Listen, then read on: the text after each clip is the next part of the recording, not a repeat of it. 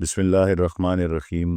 کوئی تو ہے جو نظام ہستی چلا رہا ہے۔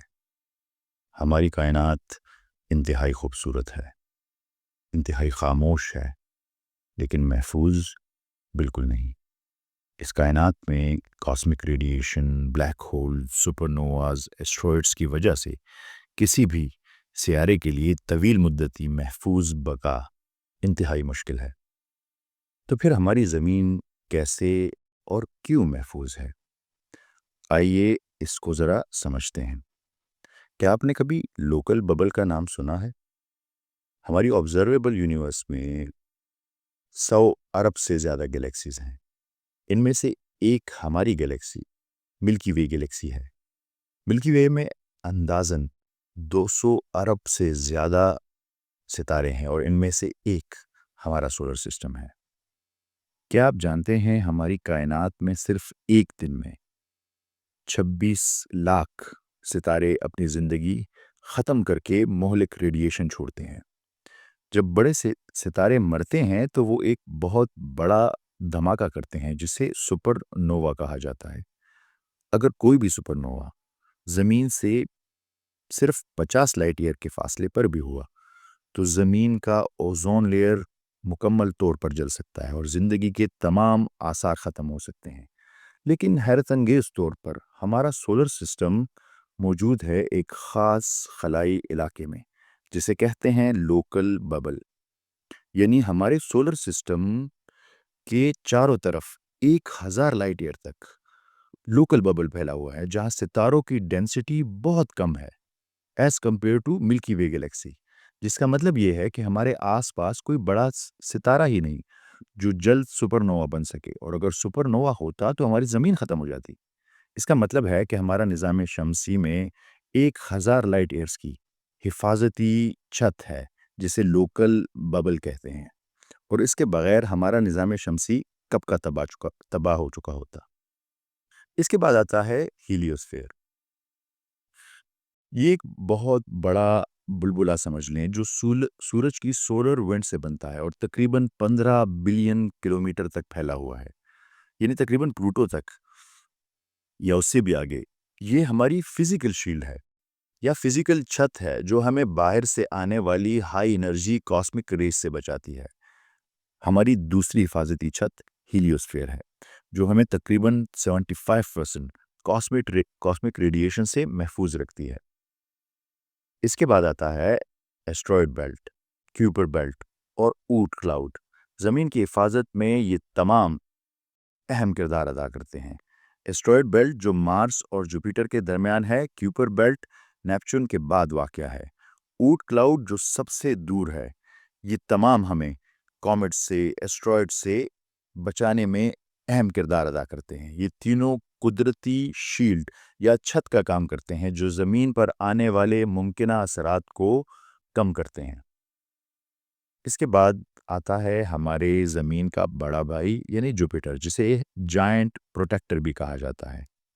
یہ زمین سے 300 گنا بڑا ہے اور اس کی گریوٹی اتنی طاقتور ہے کہ یہ اپنے مدار میں آنے والے ایسٹرائڈ اور کومیٹس کو یا تو اپنی طرف کھینچ لیتا ہے یا ان کا راستہ بدل دیتا ہے۔ اگر جوپیٹر نہ ہوتا تو یہ تمام ایسٹرائڈ اور کومیٹس زمین پر آتے۔ ماہرین کہتے ہیں کہ جوپیٹر کی موجودگی کے بغیر زمین پر ہر 100 سال میں ایک تباہ کن امپیکٹ ہو سکتا تھا، اور ویسا امپیکٹ جو آج سے 65 ملین سال پہلے آیا تھا اور اس نے ڈائناسورس کو بالکل ختم کر دیا تھا۔ یعنی جوپیٹر بڑا بھائی بن کر ہمیں بچا رہا ہے، ایک اور محفوظ چھت۔ اس کے بعد آتا ہے ارتھس میگنیٹک فیلڈ، جسے میگنیٹوسفیئر کہا جاتا ہے۔ یہ خلا میں پھیلا ایک ایسا انویزیبل شیلڈ ہے جو ہمیں سورج کی مہلک سولر ونڈ اور کاسمک ریز سے بچاتا ہے۔ یہ زمین کو روزانہ 138 ملین ٹن سولر میٹیریل سے بچاتا ہے۔ یہ وہ محافظ ہے جو ہمیں نظر نہیں آتا مگر ہر پل ہماری حفاظت کر رہا ہے۔ اس کے بعد آتا ہے ارتھس ایٹموسفیئر۔ زمین کا ایٹموسفیئر یہ صرف ہوا کا ایک غلاف نہیں، یہ ایک ملٹی لیئرڈ شیلڈ ہے، ایک ملٹی لیئرڈ چھت ہے۔ اوزون لیئر زمین پر آنے والی ہارمفل الٹرا وائلٹ یا یو وی ریڈیشن کو 97 سے 99% تک جذب کر لیتا ہے، ورنہ یہ ریز سکن کینسر سے لے کر فصلوں کی تباہی تک کا باعث بن سکتی تھی۔ روزانہ تقریباً 48 ٹن میٹیئرز زمین کی طرف آتے ہیں، مگر ایٹماسفیئر انہیں زمین پر پہنچنے سے پہلے ہی فرکشن سے جلا دیتی ہے۔ ذرا سوچیں، زمین کی یہ تمام پرتیں، یہ تمام لیئرز حفاظتی چھتوں کی طرح ہماری حفاظت کر رہی ہے، جس کی وجہ سے ہماری زمین اس خطرناک کائنات میں بھی محفوظ ہے۔ کیا یہ اتفاق ہے یا کوئی تو ہے جو نظام ہستی چلا رہا ہے؟ قرآن شریف سورہ انبیاء میں آیت نمبر 32 میں فرماتا ہے، اور ہم نے آسمان کو ایک محفوظ چھت بنا دیا، لیکن یہ لوگ اس آسمان کی نشانیوں کو دھیان میں نہیں لاتے۔ یعنی 6 صدی میں قرآن شریف فرما رہا ہے کہ ہم نے آپ کے اوپر حفاظتی چھتیں ڈال دی ہے، بلکہ یہ بھی بتاتی ہے کہ اس میں آپ کے لیے نشانیاں ہیں جنہیں آپ نظر انداز کر رہے ہیں۔ یہ حفاظتی چھتیں جو 2025 میں ہم سن کر حیران ہو جاتے ہیں، قرآن مجید نے 6 صدی میں ان کا ذکر کیا، لیکن کیسے؟ اور صرف یہی نہیں کہ اس کا ذکر کیا، اس کا ذکر کہاں پہ کیا؟ اب ذرا آپ اس بات پر غور کریں۔ سورہ انبیاء وہ سورت ہے جس میں کفار نشانی مانگتے ہیں، تو سورہ انبیاء اسے زمین اور آسمان کی طرف اشارہ کرتی ہے اور پھر کہتی ہے کہ اس قرآن شریف پر غور و فکر کرو۔ اور پھر اسی صورت میں آیت نمبر 30 میں وہ آیت پیش کی جس میں زمین اور آسمان کے ایک وقت پہ ساتھ ہونے کا ذکر تھا، جسے سائنس بگ بینگ کے طور پر جانتی ہے۔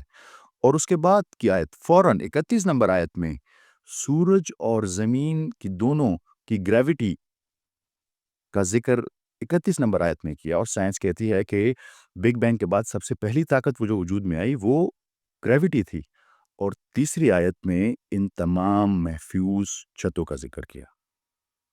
اب آپ کے پاس واضح اختیار ہے، آپ چاہیں تو اپنی فری ول کے ساتھ یا تو ان نشانیوں پر غور و فکر کریں اور اللہ کے احکامات کے آگے سر تسلیم خم کر دیں، یا ان نشانیوں کو نظر انداز کر کے جہالت کی زندگی بسر کریں، جیسا کہ اس سورہ انبیاء کی دوسری آیت میں بتایا گیا ہے کہ جب ان کے پاس اللہ کی طرف سے کوئی نشانی آتی ہے تو اسے نظر انداز کر دیتے ہیں۔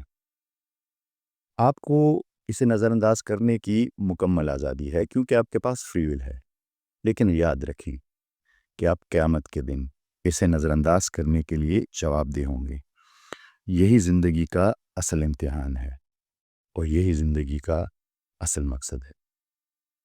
ان علامات کو سمجھنے میں ہمارے ساتھ شامل ہو اور ان لوگوں کے ساتھ شیئر کر کے اپنا کردار ادا کریں جن سے آپ محبت کرتے ہیں اور ان کی حفاظت کرنا چاہتے ہیں اور ان کو گائیڈ کرنا چاہتے ہیں۔ یہ ہماری سیریز غور و فکر کی 11ویں قسط۔ اگلی قسط میں جب ہم ملیں گے تو اسی صورت کی آیت نمبر 33 پر بات کریں گے۔